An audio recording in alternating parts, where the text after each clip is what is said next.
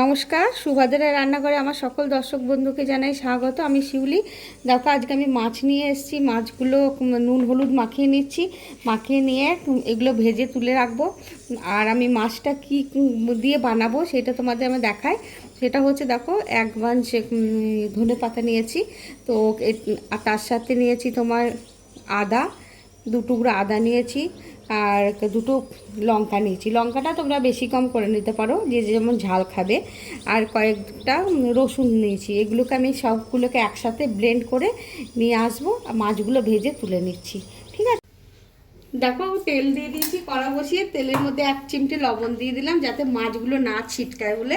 এবার আমি মাছগুলোকে ভাজতে দিয়ে দেবো এই তেলের মধ্যে।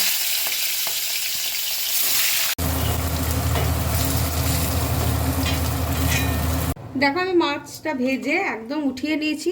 এবার ওই তেলের মধ্যে একটু পেঁয়াজ কুচো দিয়ে দিচ্ছি। পেঁয়াজ দিয়ে দিলাম, কুচিয়ে পেঁয়াজ। এটা একটু ভেজে নেবো ভালো করে। তো আমার পেঁয়াজটা একদম সুন্দর করে ব্রাউন করে ভাজা হয়ে গেছে। এবারে আমি এই যে পেস্টটা বানিয়ে রেখেছিলাম, এই পেস্টটা দিয়ে দেবো।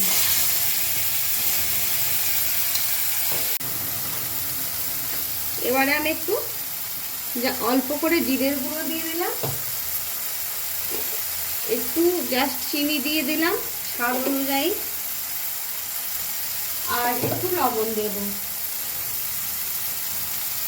স্বাদ মতো লবণ দিয়ে দিলাম। হ্যাঁ, এবার আমি ভালো করে একটু কষিয়ে নেব।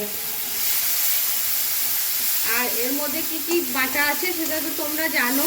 ধনে পাতা বাটা, ধনে পাতা আর একটু কাঁচা লঙ্কা আছে, তার সাথে তোমার রসুন আছে আর আদা আছে।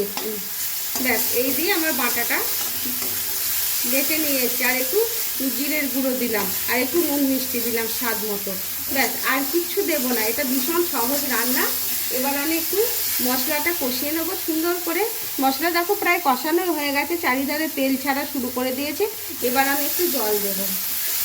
দেখো, এবারে আমি একটু মাছগুলো দিয়ে দিচ্ছি। ভারী চমৎকার হয়েছে আর ভারী চমৎকার সেন্ট বেরোচ্ছে। এরকমভাবে একবার তোমরা মাছ বানিয়ে খাবে।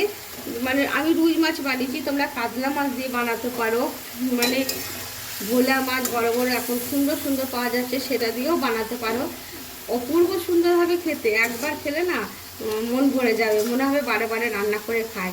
এখন ফ্রেশ ফ্রেশ ধনে পাতা পাওয়া যাচ্ছে, তো এইভাবে একবার বানাবে। হ্যাঁ, আমি একটু ফুটিয়ে নেবো, 2-4 মিনিট ফুটিয়ে নিয়ে তারপরে তোমাদেরকে দেখাচ্ছি।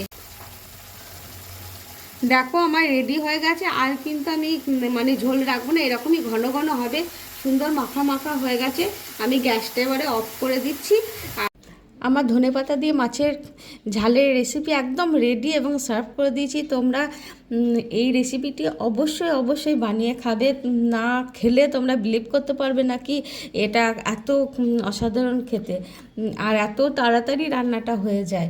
আর যাদের মাছে আষ্টে গন্ধ লাগে তারা খেয়ে দেখবে একদমই আষ্টে গন্ধ পাবে না।